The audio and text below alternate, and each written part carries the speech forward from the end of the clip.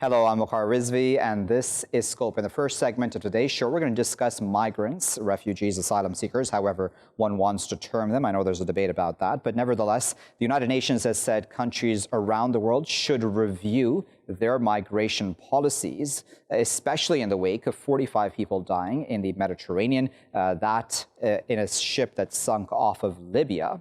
The UN saying that this is the largest confirmed shipwreck, in the area this year.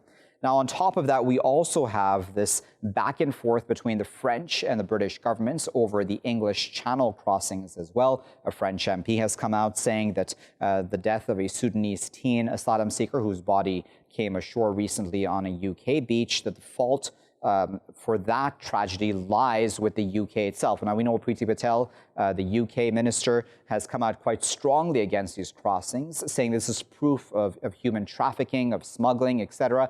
But there's a lot of arguments on the other side saying that because there are no legal routes for people to seek asylum in the UK at this point, or to enter the UK to be able to seek asylum, that all of the above then is occurring because people then seek illegal routes. And routes that are not, of course, the normal routes that should be used to be able to come into any respective country to seek asylum.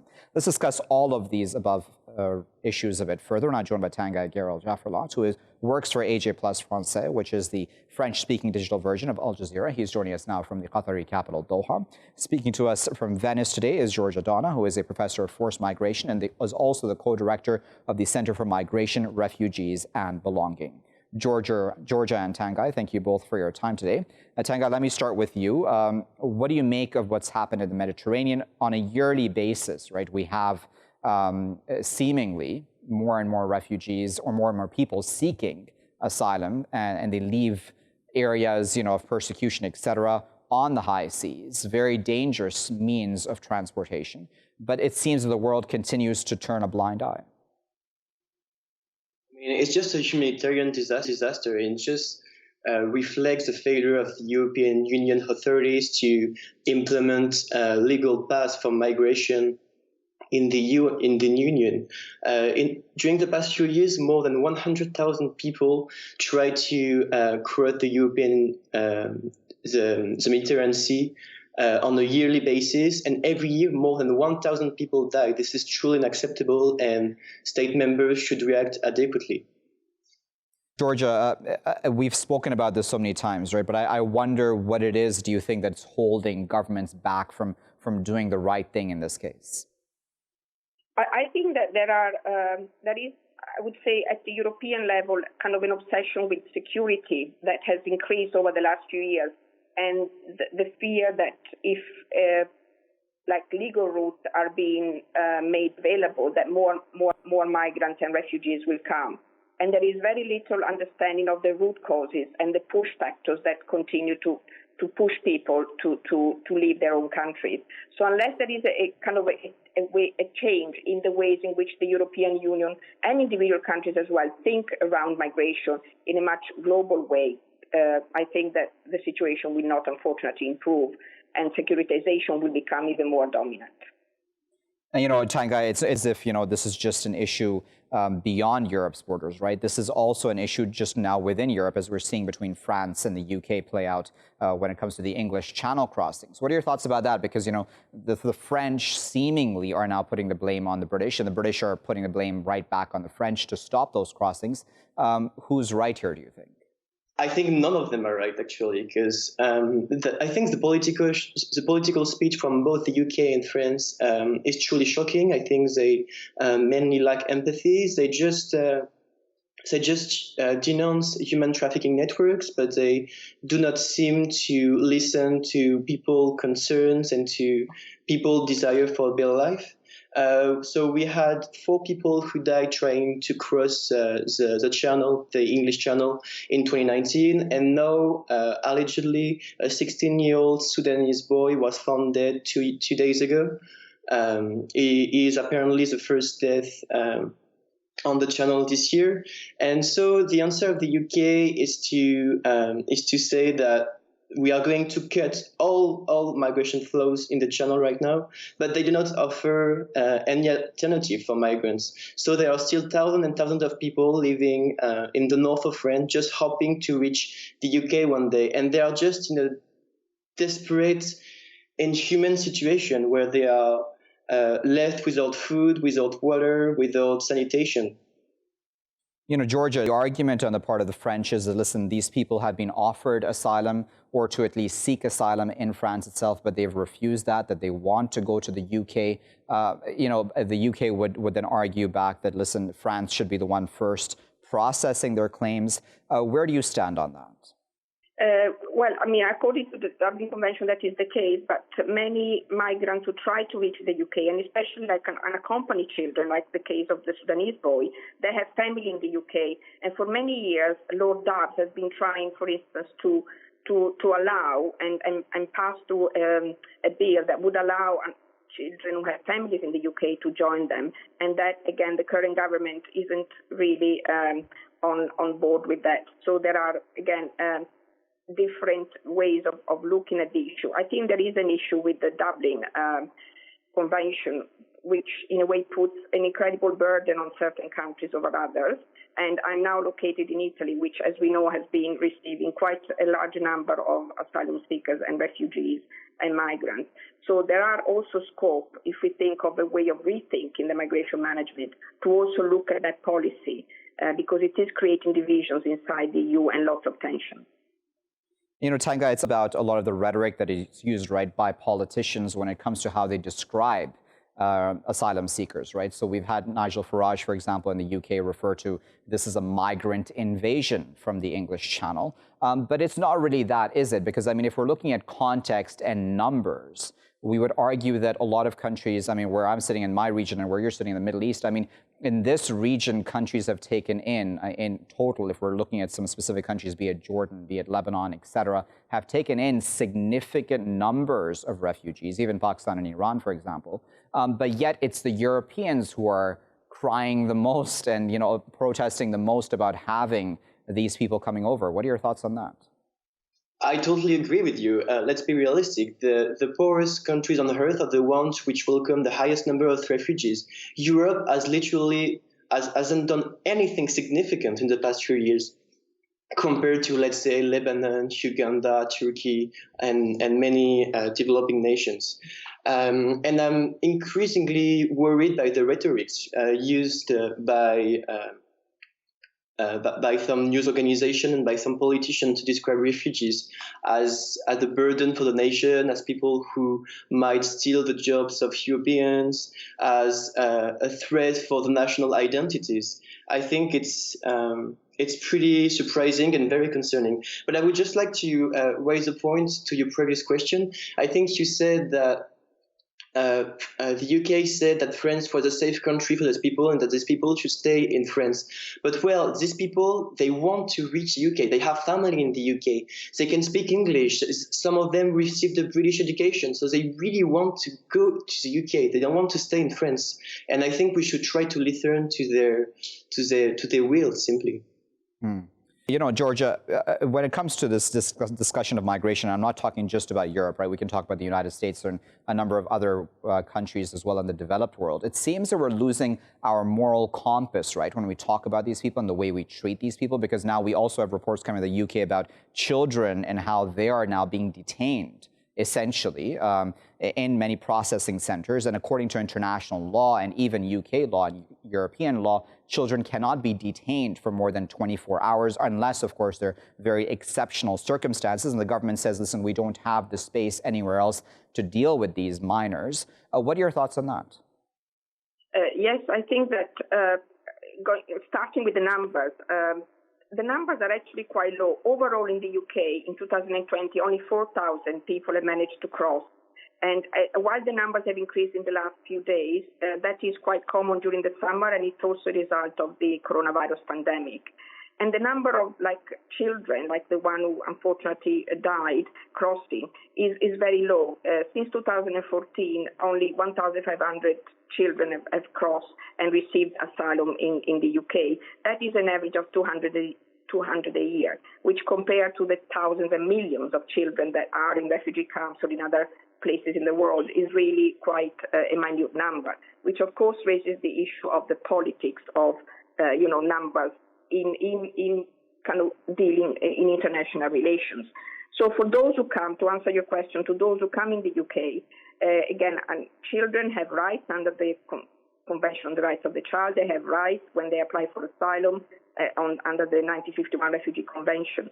So when they reach the UK shores and they apply for asylum, they should be able to be protected. And the 24 hours limitation on their detention or a possibility to be constrained before reaching social services is one of these rights that at the moment is under question because local authorities are keeping them. And also the government is creating a new clandestine channel threat commander, and that is again going to increase the securitization approach.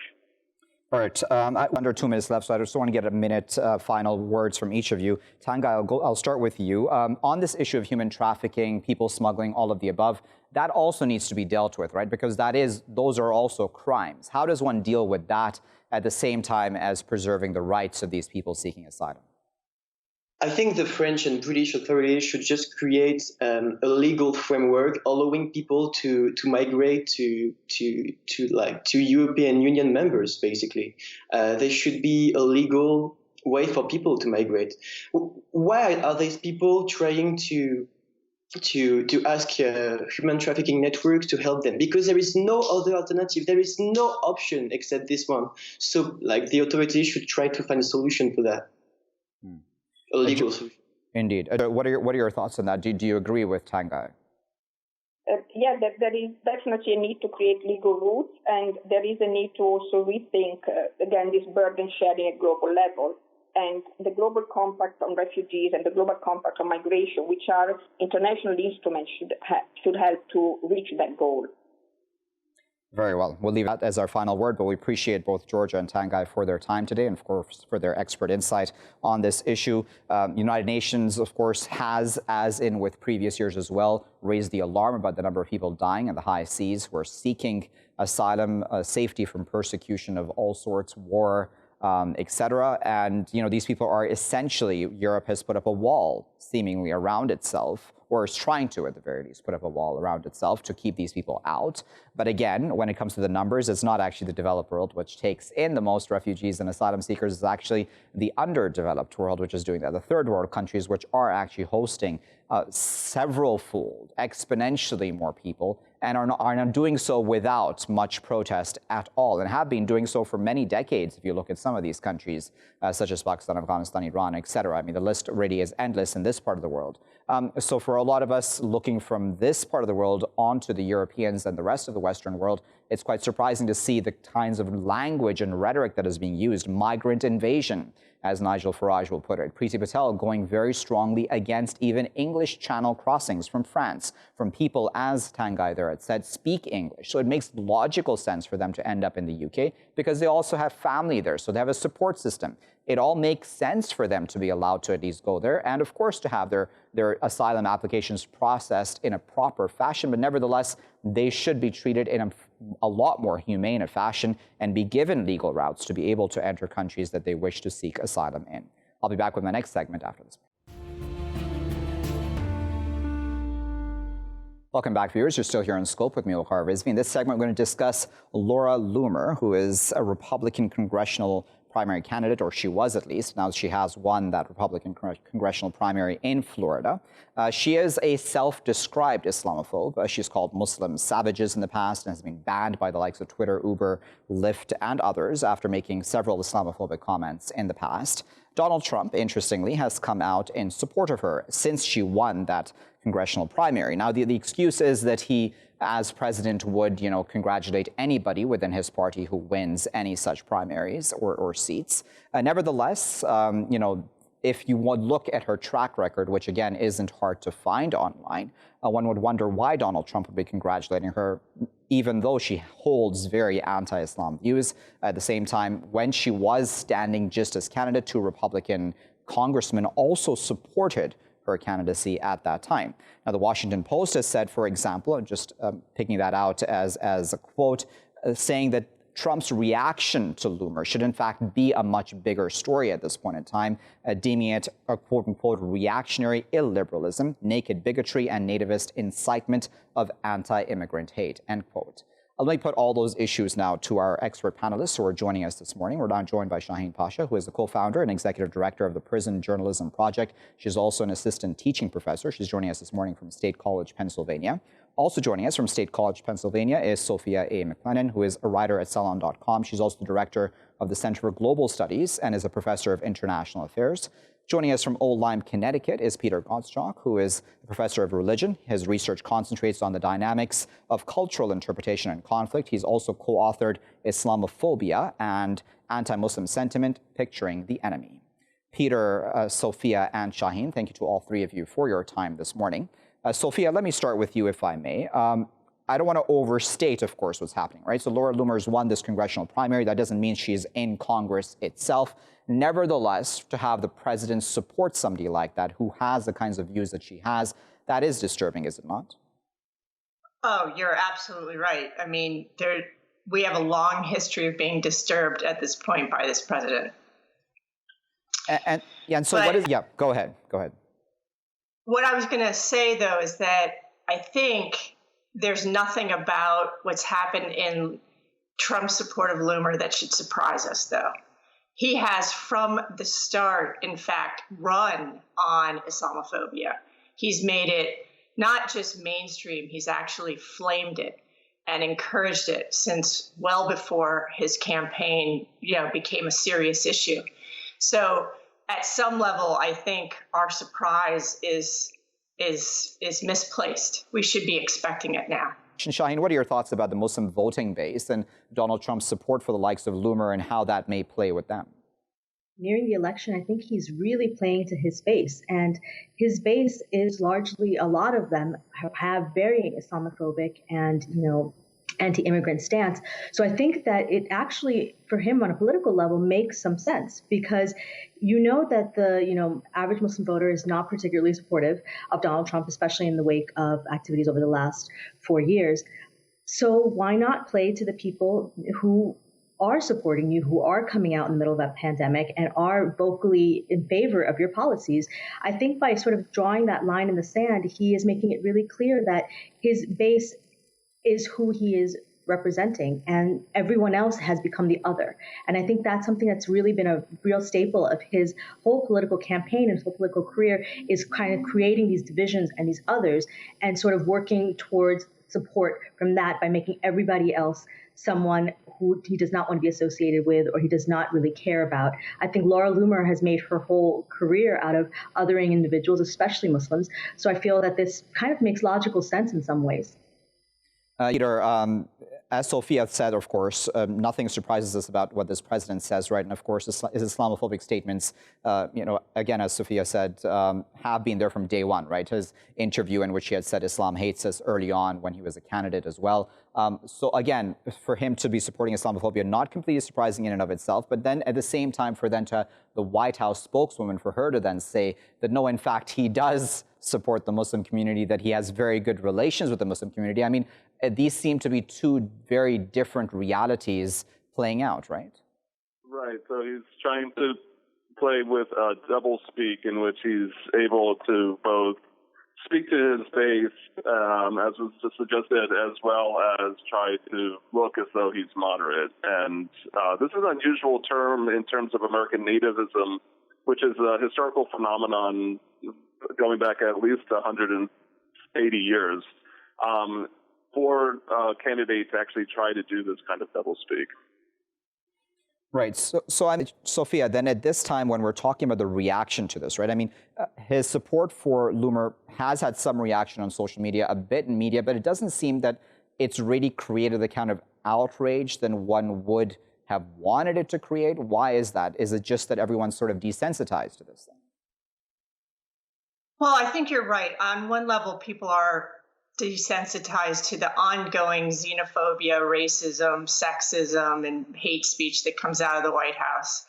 But the other problem I think we're having is that the mainstream media covers stories like this as though, in some cases, right, that they are highly concerned. It's of great issue to them that we're seeing Trump support Loomer. But at the end of the day, the mainstream media is not doing the other job we needed to do, which is covering positive stories about the Islamic community. So at some level, they sort of stoke the negative news. And that, at the end of the day, has fed right into the entire Trump Loomer Islamophobic mantra. The mainstream news has an obligation to tell a story about this community that's positive and that counterbalances these negative stories. And we're not seeing that. And so until that happens, I'm going to also think that the news media has a role to play here.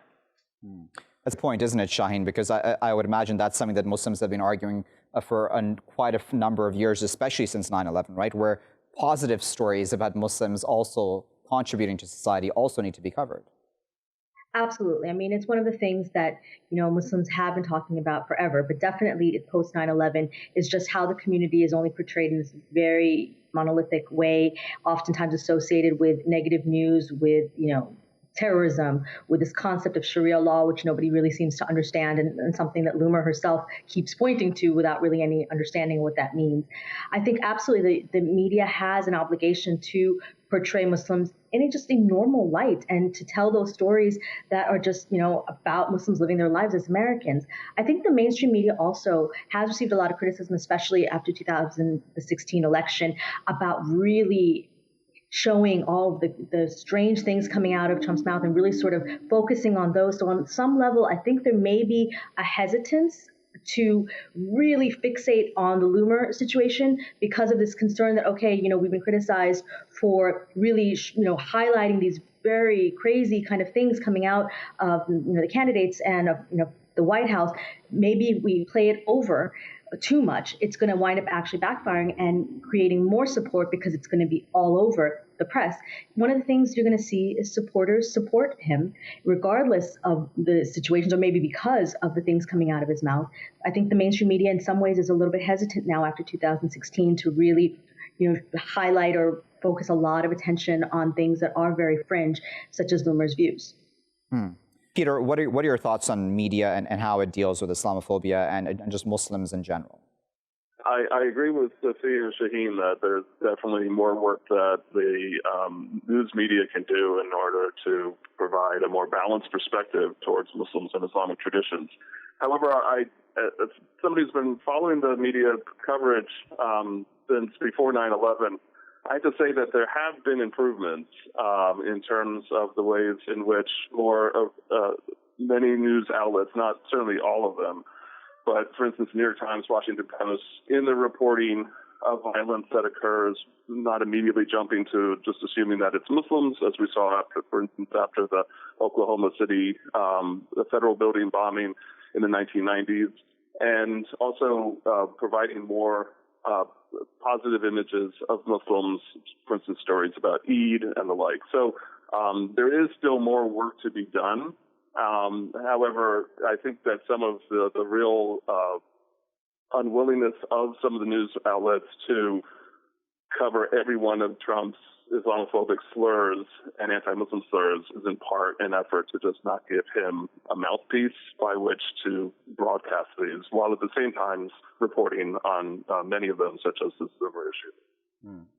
Sophia, I want to talk about the Democrats for a moment and their relations with the Muslim community, right? Because it seems this year that the Biden campaign made a calculated decision that the Muslim voting base was also an extremely important one, and they wanted to, address that directly. And, Biden spoke to the Engage Foundation as well, a Muslim advocacy group. And, he also seemingly, right now at least, has had a bit of a clash with Linda Sarsour, who's also a very important Muslim activist in the U.S. But nevertheless, I wonder, do you think that this back and forth and this attention being given to the Muslim community by the Democrats, that will play well, or do you think that they're sort of just presuming that the Muslims will be on their side regardless? Well, I think that the Muslim community has a reasonable skepticism when it comes to U.S. politics and whether or not they'll be fully included in the party that is courting their vote.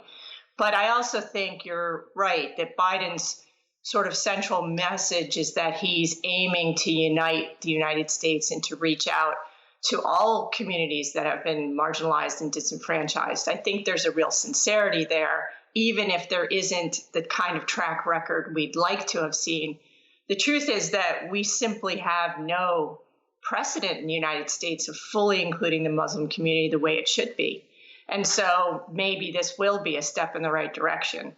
I think that for the most part, the community has been highly marginalized, and it, local elections are some good examples of times when we have perhaps seen it be a little bit better. But overall, at the national level, it's been just, not as central and not as inclusive as we would have wanted to see.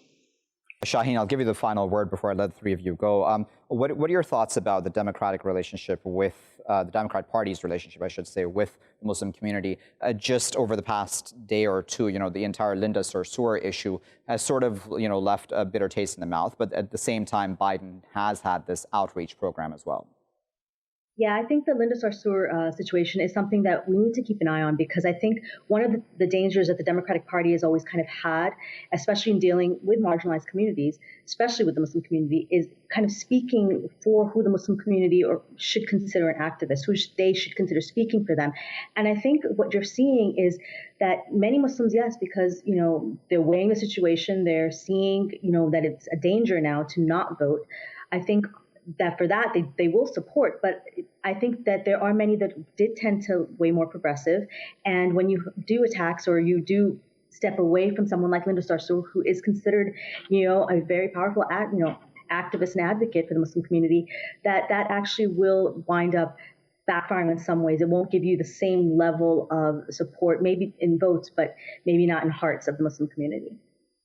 Very well. For that, but we sincerely appreciate Shaheen, Sophia, and Peter for their time today, and of course for providing us the context about this issue. Donald Trump supporting an Islamophobe like Loomer, as Sophia had said in her initial answer, not completely surprising. It's a track record of Islamophobia from this president, as well as, of course, racism and xenophobia of all sorts towards other minorities as well within the United States. Nevertheless, it doesn't get the kind of media attention, right? So we also need to point the finger at the news media and say, why isn't this being made a bigger deal of? Why isn't the president being held to account in a much greater fashion than he currently is when it comes to these sorts of statements and stances and support for people who are, again, self-declared Islamophobes? Loomer is unapologetic about her calling Muslims savages or other such opinions that she holds about the Muslim community in the U.S. Again, an important voting base if they were to be given the proper attention and if their policies, those policies that are important to them, were to be highlighted.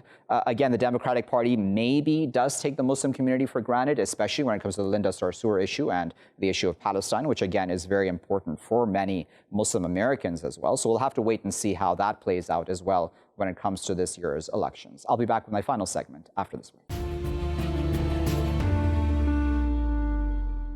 Welcome back, viewers. You're still here in Scope with me, Waqar Rizvi. Now, in this segment, we're going to discuss Islamophobic vandalism against a number of mosques in Toronto, especially in the downtown area. One of those mosques is unfortunately not a stranger to such incidents, Masjid Toronto, which is, again, situated downtown Toronto. I've passed by it myself as well. It's an unassuming building. It's not really a very large mosque, and it's not very obvious as a mosque completely unless you walk close to it. Nevertheless, it has been a target over these years, and especially over the past 3 months or so. There have been 6 incidents of vandalism, not specifically just against that mosque, but a number or a few, I believe, other mosques as well in the Toronto area.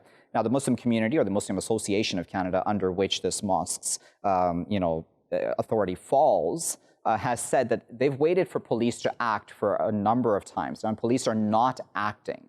They need proper protection from police at this point in time. And then, of course, this entire situation needs to be dealt with. So we've had, of course, a local councillor also saying that at this time of pandemic, where now we're talking about the sorts of things that have risen up because of systemic racism, that in fact we need more unity, we need a more unified message. To their credit, of course, many Toronto politicians, as well as Ontario and Canadian politicians, have spoken out against this vandalism and Islamophobia. So we now wait to see if they will act or not and how exactly they're going to act when it comes to this issue. Let's discuss this a bit further, and I was joined by Zhou, who's joining us this morning from Toronto. He's an investigative journalist who focuses on national security and discrimination issues. Stephen, thank you for your time this morning. What do you make of this sort of vandalism? As I said again, I believe much of Toronto has been targeted in the past. Nevertheless, again, disturbing, isn't it? Yeah, it's pretty disturbing. So 6 incidents since the beginning of June. These are 2 buildings, 2 mosques located in downtown Toronto that, like you were saying, you'd have to target them pretty closely and get pretty closely to them and maybe plan, because they're not very obvious buildings in terms of, they're very unassuming buildings that, you know, like you were saying, unless you get very close, you can't really tell that they're mosques. So there have been break-ins, there have been windows smashed. One of the buildings has had it smashed 3 times within 3 weeks. They had just gotten it fixed, and then a few days later, it happened again. There's a lot of frustration in the community and in the mosque leadership in terms of how fast the investigation is moving. It's 6 separate incidents with corresponding to 6 separate police investigations, and I know that recently they've arrested 2 people with regards to one of these incidents, and it's unclear whether or not these incidents are related. As well, no one in the Toronto Police Force or the Toronto Police Service has come out to say whether or not these incidents do actually constitute a hate crime. Although, just by common sense, 6 incidents on 2 buildings that don't really stand out in the neighborhood, it does seem to suggest that the perpetrators understand that these 2 buildings are mosques, which sends a chill down the spine of a lot of worshippers. Indeed. So, I mean, why do you think this is happening now, right? I mean, is it because the pandemic has just brought this all up to the fore? Because, you know, of course, we've had the East Asian community as well, certainly being targeted, even in a very multicultural city like Toronto, because of the pandemic and because of, you know, a lot of the rhetoric that came out even from south of the border by Donald Trump, et cetera. Or do you think there's something else going on here? Well, you know, despite being internationally famous and lauded, and it's true that Toronto is a very large multicultural municipality, or set of municipalities. It has, within the past 4 or 5 years, been the site of very, very active, organized, and public anti-Muslim, Islamophobic organizing.